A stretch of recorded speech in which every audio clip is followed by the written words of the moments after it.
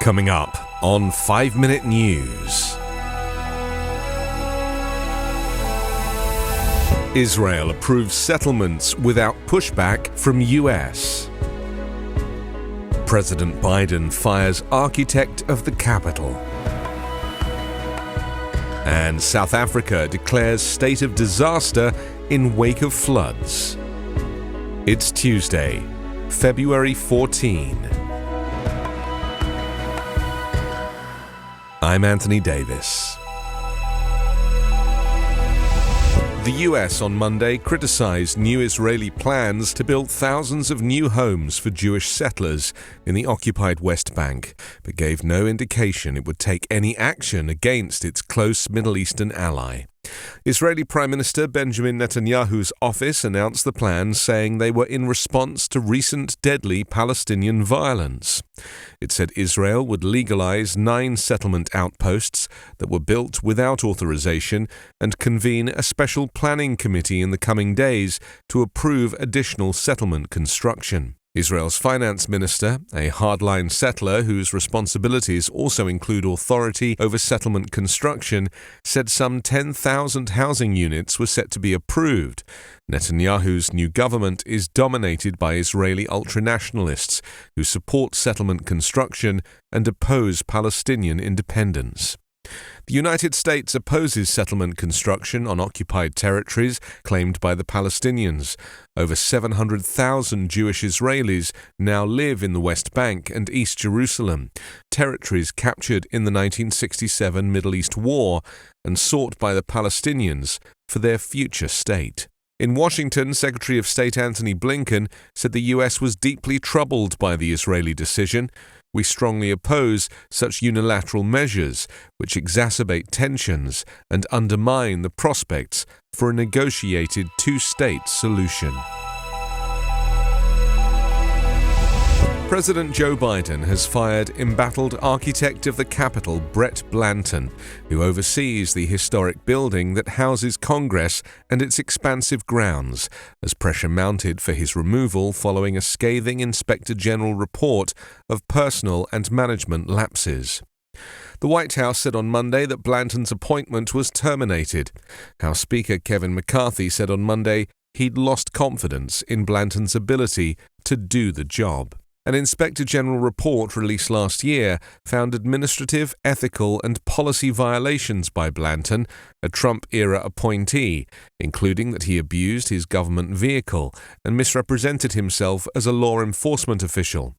A House hearing last week unearthed new questions and criticisms, including that he was not at the Capitol on January 6, 2021, when it came under attack by disgraced former President Trump's supporters. Blanton came under intense criticism after the Inspector General report found Blanton allowed unauthorized use of his work vehicle, including by his wife and adult daughter, racking up nearly 30,000 miles, about triple the estimate for his official use.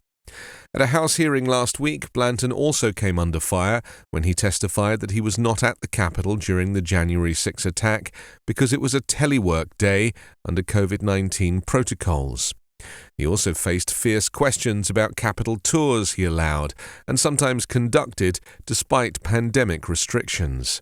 The report also found multiple social media posts created by Blanton's wife about Capitol tours, including one reading, "All Patriots Welcome." The report said that while the posts did not violate U.S. codes, offering private tours of the U.S. Capitol creates the appearance of impropriety and using a public position for private gain, which is a violation of AOC policy. Blanton was nominated in December 2019 by Donald Trump as the 12th architect of the Capitol and confirmed to the post by the U.S. Senate. South African President Cyril Ramaphosa has declared a national state of disaster to enable an intensive response to widespread flooding that has affected 7 of the country's 9 provinces. Mpumalanga and the Eastern Cape have been most affected by the floods, which were brought on by heavy rainfall as a result of the La Nina weather phenomenon, according to a statement from the Office of the Presidency yesterday. Gauteng, KwaZulu-Natal, Limpopo, the Northern Cape and Northwest have also experienced flooding. Invoking the national disaster gives the government additional powers, including in the procurement and delivery of goods and services, and the ability to bypass restrictions under current law. The National Police and Defence Force may be called on to help respond to the flooding, the statement said. The floods have resulted in wide-ranging impact, from flooded homes and vehicles to the loss of basic infrastructure. Farmers expect crop and livestock losses to continue, as the government's weather service forecasts that the weather pattern will remain during the early part of 2023, it said. Ramaphosa declared a national state of disaster last week over South Africa's power crisis, as daily rolling power cuts are paralysing businesses. The World Weather Attribution Service found that climate change doubled the likelihood of similar weather events. You can subscribe to 5 Minute News on YouTube with your preferred podcast app. Ask your smart speaker or enable 5 Minute News as your Amazon Alexa flash briefing skill. Subscribe, rate and review online at 5minute.news. 5 Minute News is an Evergreen podcast covering politics, inequality, health and climate, delivering independent, unbiased and essential world news daily.